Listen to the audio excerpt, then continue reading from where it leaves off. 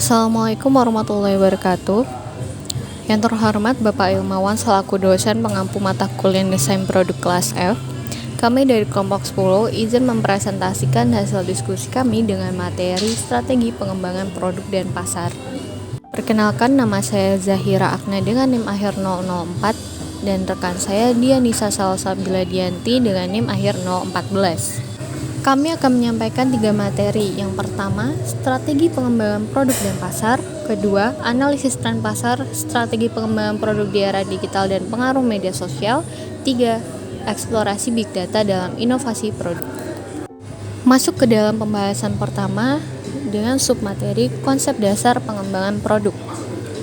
Secara umum, pengembangan produk adalah proses perubahan yang dilakukan terhadap produk yang sudah ada, serta proses mencari inovasi untuk menambah nilai pada barang lama dengan mengubahnya menjadi produk tersebut.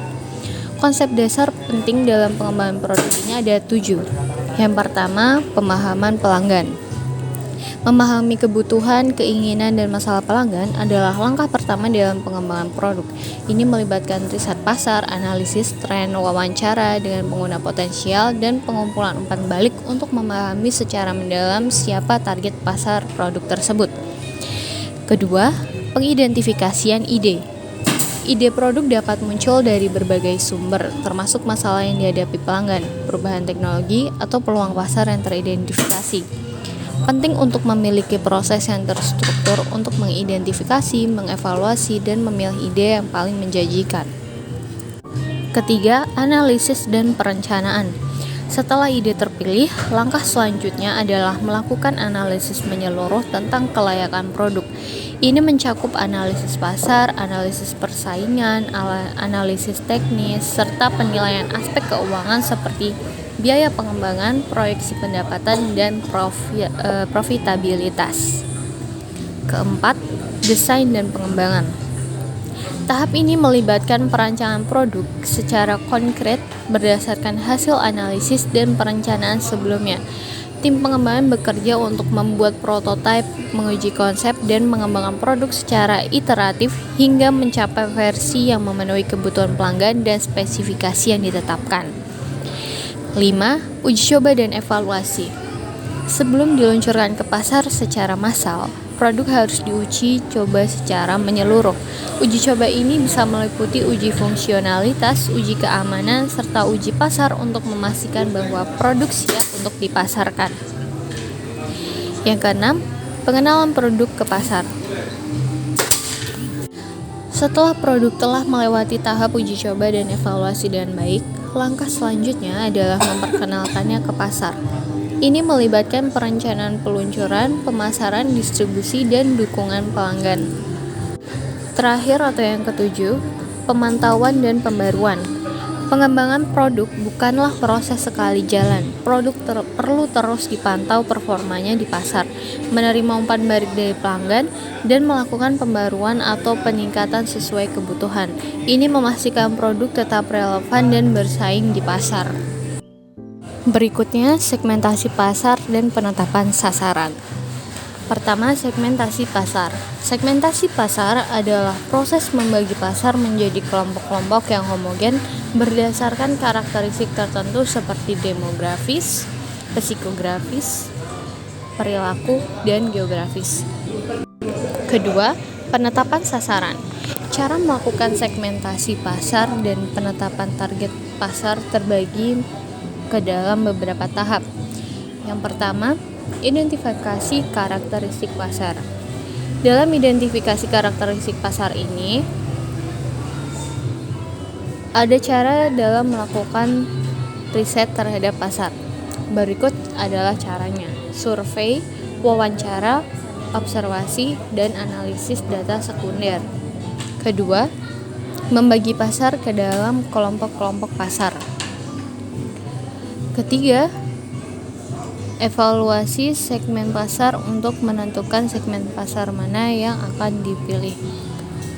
Selanjutnya, strategi penetrasi pasar dan diversifikasi produk.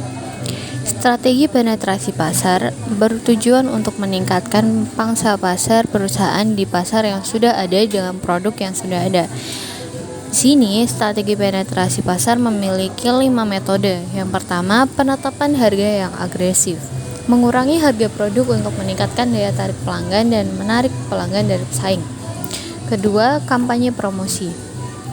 Menggunakan promosi, diskon, dan penawaran khusus untuk menarik perhatian pelanggan dan meningkatkan kesadaran tentang produk. 3. Peningkatan distribusi. Memperluas saluran distribusi atau meningkatkan ketersediaan produk di lokasi yang lebih banyak. 4. Inovasi produk. Memperkenalkan fitur baru, varian produk, atau peningkatan pada produk yang sudah ada untuk mempertahankan minat pelanggan. Yang terakhir, peningkatan layanan pelanggan. Menawarkan layanan pelanggan yang lebih baik untuk meningkatkan kepuasan dan loyalitas pelanggan. Selanjutnya, diversifikasi produk. Diversifikasi memiliki dua jenis. Yang pertama konsentris dan yang kedua horizontal atau lateral. Diversifikasi konsentris sendiri itu mengembangkan produk atau layanan baru yang berkaitan erat dengan produk atau pasar yang sudah ada. Misalnya, perusahaan teknologi yang mengembangkan produk baru dalam kategori yang sama. Kedua, diversifikasi horizontal atau lateral. Diversifikasi ini mengembangkan produk atau layanan baru yang tidak terkait dengan produk atau pasar yang sudah ada. Misalnya, perusahaan teknologi yang memasuki industri makanan. Selanjutnya ada langkah strategi. Langkah strateginya ada 4. Pertama, riset pasar. Kedua, pengembangan produk. Ketiga, peluncuran produk. Dan keempat, evaluasi kinerja. Submateri selanjutnya adalah analisis tren pasar. Analisis tren pasar adalah proses untuk menentukan apakah pasar tumbuh, stagnan, atau menurun dan seberapa cepat pergerakan itu terjadi. Kemudian ada integrasi teknologi dalam pengembangan produk. Integrasi teknologi dalam pengembangan produk merupakan hal yang sangat penting dalam era digital saat ini. Integrasi teknologi dalam pengembangan produk tidak hanya meningkatkan efisiensi dan kualitas proses pengembangan, tetapi juga memungkinkan inovasi yang lebih cepat dan responsif terhadap kebutuhan pasar yang berubah dengan cepat. Berikut adalah beberapa cara di mana teknologi telah diintegrasikan dalam proses pengembangan produk. Yang pertama, CAD, kedua CIA, ketiga VR atau AR, keempat CAM, kelima IoT, keenam 3D print, ketujuh AI, dan yang terakhir ada Big Data. Selanjutnya, peran media sosial dalam mempengaruhi strategi pemasaran. Peran media sosial dalam mempengaruhi strategi pemasaran telah menjadi semakin penting seiring dengan pertumbuhan dan adopsi luas platform-platform tersebut. Dengan memanfaatkan potensi media sosial secara efektif, seseorang dapat mencapai audiens yang lebih besar, membangun hubungan yang lebih kuat dengan pelanggan, dan meningkatkan hasil pemasaran mereka secara keseluruhan. Berikut beberapa peran utama media sosial dalam mempengaruhi strategi pemasaran. Pertama, meningkatkan kesadaran brand. Kedua, mendorong keterlibatan konsumen. Ketiga, menyebarkan konten viral. Keempat, mengumpulkan wawasan pelanggan. Kelima, pengiklanan yang ditargetkan. Keenam, mengukur kinerja dan ROI. Dan yang terakhir ada mendorong aksi dan konversi. Selanjutnya akan dijelaskan oleh rekan saya yaitu Dianisa Salsabila Dianti. Baik, selanjutnya kita akan membahas Big Data dalam inovasi produk. Big Data ialah merupakan sebutan yang diberikan untuk kumpulan data yang berukuran sangat besar dan kompleks yang tidak memungkinkan untuk diproses melalui perangkat pengelola database konvensional maupun aplikasi pemroses data lainnya. Karakteristik utama dari Big Data ialah 3 hal yang biasanya disingkat dengan 3 V, yaitu volume, velocity, dan variety. Jadi Big Data sendiri memiliki volume, kecepatan dalam pengelolaan, pemrosesan, dan penerimaan data. Kemudian ada variasi. Variasi di sini ialah data yang diperoleh sangat begitu beragam dan banyak, dan sangat besar dan kompleks. Nah, mungkin bisa kita next. Selanjutnya terdapat 2 kelompok data, yaitu data terstruktur dan data tidak terstruktur. Data terstruktur merupakan kelompok data yang memiliki tipe data, struktur, dan format yang telah terdefinisi. Sumber datanya dapat berupa data transaksional, OLAP data, tradisional RDBF, OKR di BMS, file CSV, dan spreadsheet. Sedangkan data tidak terstruktur merupakan kelompok data tekstual dengan format tidak menentu atau tidak memiliki struktur yang melekat, sehingga untuk menjadikan data terstruktur memerlukan usaha, tools, dan waktu yang lebih. Selanjutnya ialah ada 4 tahap pengelolaan big data. Yang pertama ialah acquired, dan kedua axis, yang ketiga analitik, dan yang keempat ialah application. Yang pertama, acquired. Acquired ini berhubungan dengan sumber dan bagaimana untuk mendapatkan data. Acquired sendiri memiliki arti diperoleh. Jadi, pada tahap ini ialah bagaimana kita memperoleh data tersebut. Sedangkan untuk aksis di sini berhubungan dengan daya akses data. Data yang sudah ditampilkan membutuhkan tata kelola, integrasi, penyimpanan, dan computing sehingga dapat untuk diproses pada tahap berikutnya. Perangkat untuk pemrosesan menggunakan Hadoop, NVIDIA CUDA, Twitter Storm, and GraphLab. Sedangkan untuk manajemen penyimpanan data atau storage tools menggunakan Neo4j, Titan, and HDFS. Selanjutnya ialah analitik. Analitik berkaitan dengan informasi yang diperoleh hasil dari pemrosesan data telah dikelola. Analisis yang dilakukan mencakup penggambaran data, pencarian penyebab berdasarkan data, prediksi kejadian di masa mendatang, serta rekomendasi dan implikasi dari berbagai pilihan. Yang terakhir ialah application. Application ini berkaitan dengan visualisasi dan pelaporan hasil dari analitik. Tool untuk application ini bisa menggunakan RS Studio. Jadi mungkin itulah 4 tahapan pengelolaan big data, yaitu terdiri acquired, axis, analytic, and application. Dari slide-slide sebelumnya dapat kita lihat bahwa big data ini merupakan hal yang begitu banyak dapat membawa manfaat bagi kita.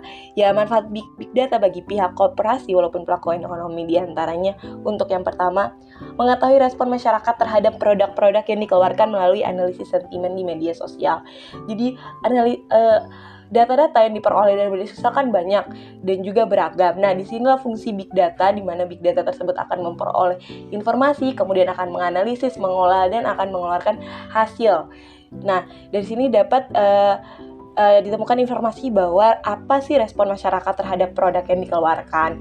Kemudian selanjutnya ialah membantu perusahaan mengambil keputusan secara lebih tepat dan akurat berdasarkan data. Jadi keputusan yang dibuat sudah berdasarkan informasi yang telah dikelola tadi di big data, sehingga diharapkan dari informasi-informasi tersebut dapat membuat keputusan yang lebih tepat lagi.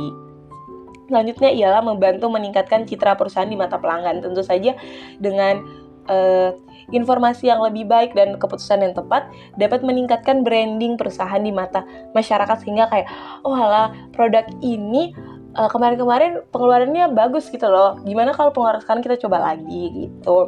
Kemudian perencanaan usaha dengan mengetahui perilaku pelanggan seperti pada usaha telekomunikasi dan perbankan. Ini hampir sama dengan nomor 1. Perilaku pelanggan ini dapat sangat membawa keuntungan, terutama kalau di bagian nomor 4 ini ialah terhadap pelaku usaha telekomunikasi dan perbankan.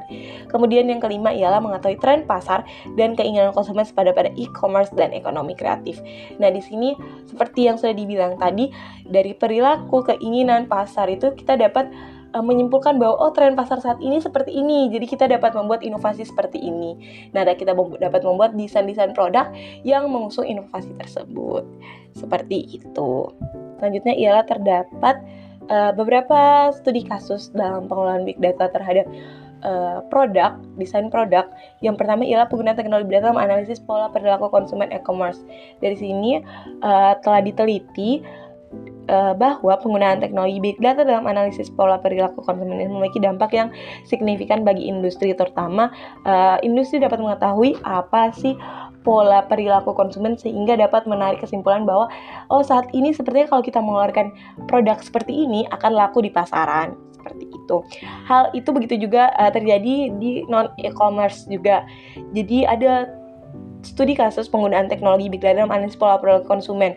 Nah, ini merupakan sebuah pendekatan yang sangat potensial karena big data ini dapat mengelola data yang banyak sehingga dapat menghasilkan informasi yang lebih akurat. Data yang banyak dapat menghasilkan informasi yang lebih akurat lagi.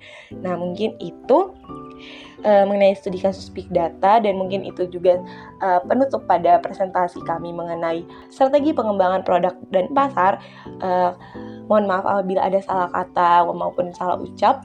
Kami tutup saat ini. Jangan lupa tetap semangat dan semoga sukses.